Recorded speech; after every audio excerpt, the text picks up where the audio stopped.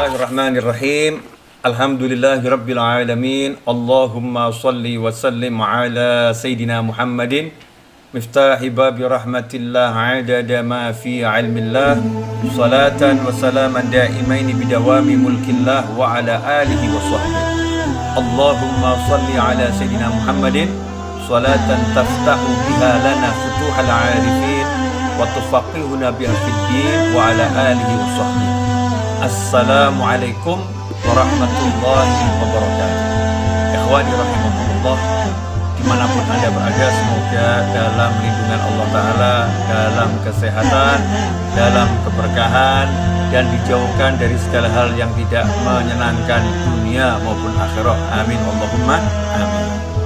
InsyaAllah saya akan mengajak Anda semua untuk memanfaatkan waktu kita saat ini dengan mendengarkan sabda Nabi Muhammad SAW. Mudah-mudahan kita mendapatkan keberkahan yang besar dari Allah Subhanahu wa Ta'ala.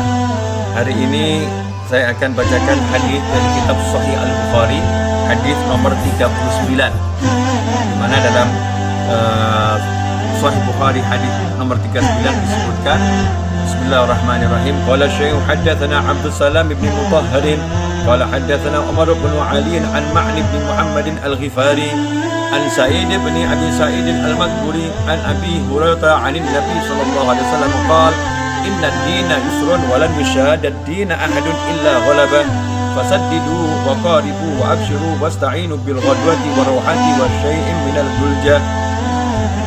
Hadis ini syarat dengan ilmu. Salah satunya adalah ilmu mengelola amal. Para ulama mengatakan orang yang sukses dunia dan sukses akhirat adalah orang yang pandai mengelola amalnya, tahu bagaimana cara beramal dengan baik, cara beramal dengan benar.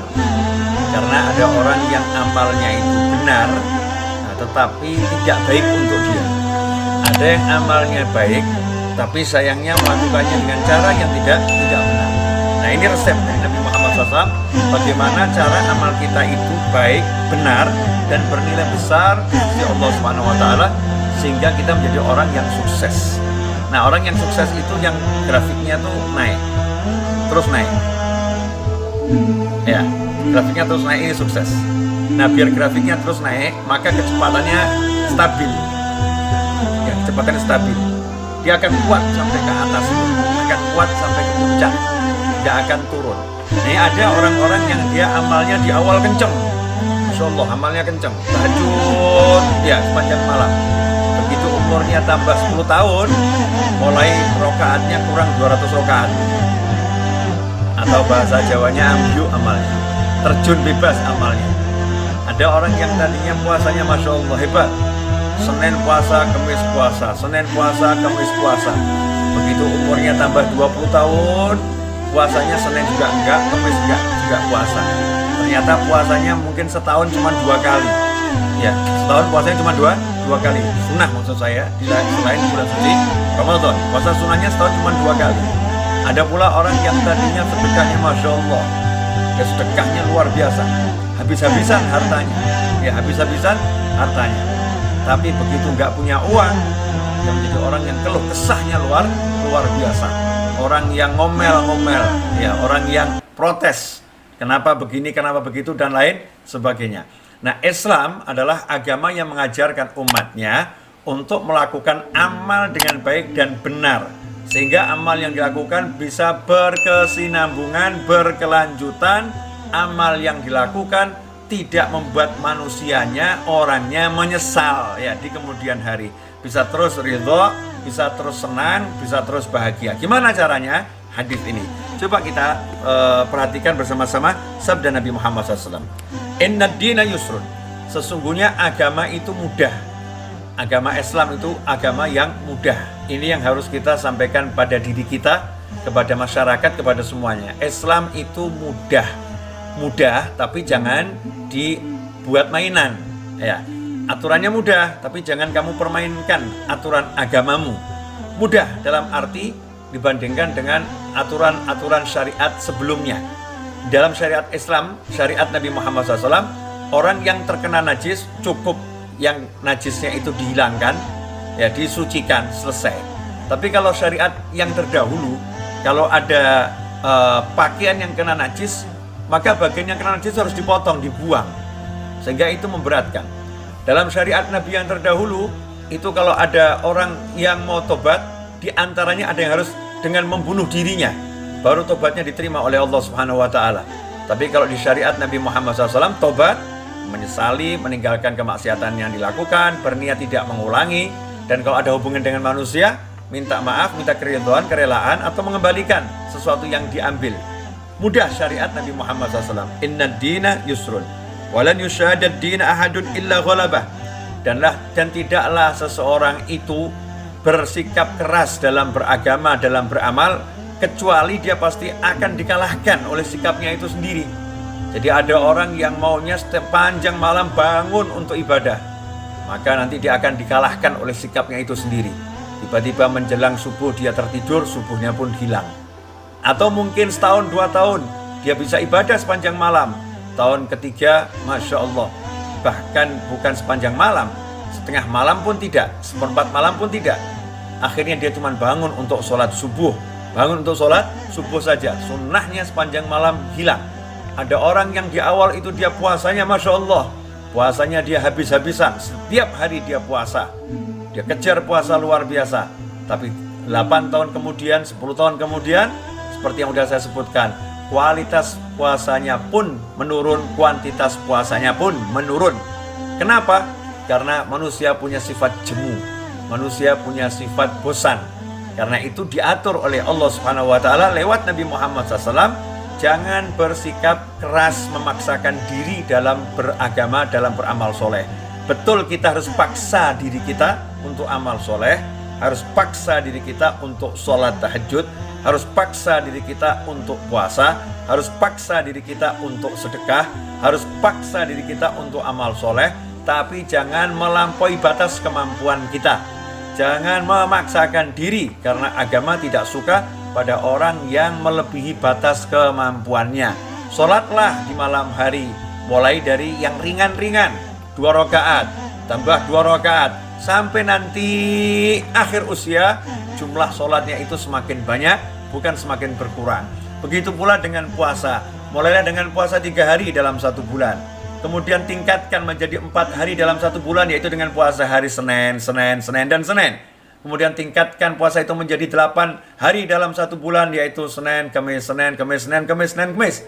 Kemudian bisa ditingkatkan menjadi 11 hari dalam 1 bulan, selain Senin dan Kamis, juga puasa tanggal 13, 14, dan 15 di Ayyamul Bid. Inilah cara-cara yang diajarkan oleh Nabi Muhammad SAW. Perlahan tapi pasti, ya, perlahan tapi pasti. Tidak memaksakan diri. Fasaddidu wa qaribu. Nabi mengatakan SAW, gimana caranya? Ambillah amal itu dengan cara yang benar. Lakukan dengan cara yang benar. Fasaddidu. Benar tapi tidak melampaui batas. Benar tapi tidak berlebih-lebihan. Wa qaribu. Dan kalau kamu tidak mampu mendekati batas yang sempurna. Orang itu kalau bisa sholat sepanjang malam itu sempurna. Orang itu kalau bisa puasa Daud itu sempurna. Orang itu kalau bisa sedekah, menyedekahkan seluruh hartanya sempurna. Seperti Sayyidina Abu Bakar As-Siddiq radhiyallahu anhu, seluruh hartanya disedekahkan. Beliau mampu, keluarganya juga mampu.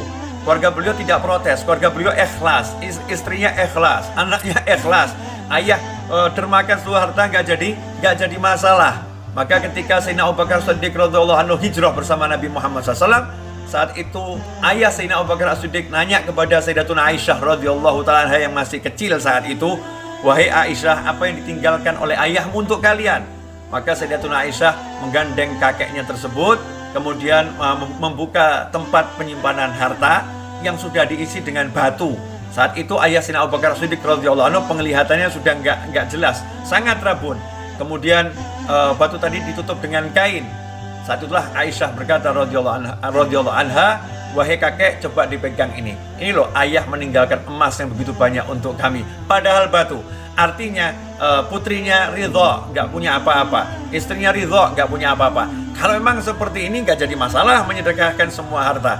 Tapi kalau menyedekahkan harta kemudian anaknya kelaparan, anaknya mengeluh, istrinya kelaparan, istrinya mengeluh, maka ini bukan sesuatu yang mulia.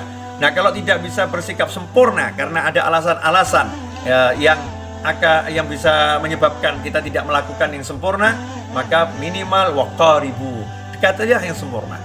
Ya, dekatilah yang sempurna, sedekahlah tiap hari, puasalah sunnah semampunya, kemudian sholatlah malam, ambil bagian dari waktu malam. Nah, bagaimana caranya biar kita ini bisa mendekati kesempurnaan? Wa absyiru, berbahagialah kalian. Jangan merasa sedih kalau kemudian tidak bisa sempurna, nggak bisa sholat sepanjang malam. Tenang, berbahagialah. Kalian akan dapatkan semua pahala itu karena punya niat yang kuat. Caranya bagaimana? Wasta'inu bil ghadwati warrohati wasyai'im minal duljah.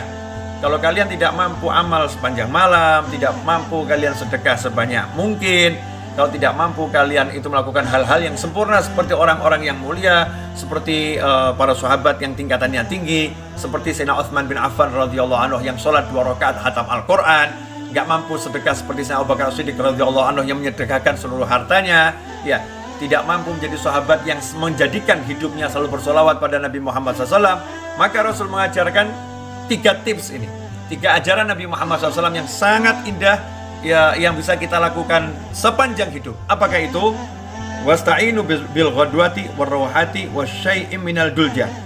Maka ambillah pertolongan dengan apa? Dengan melakukan amal soleh bil ghadwah, di awal pagi, warrawhah, setelah matahari tergelincir, khususnya setelah asar, wasyai' minal duljah, dan sebagian kecil dari waktu malam.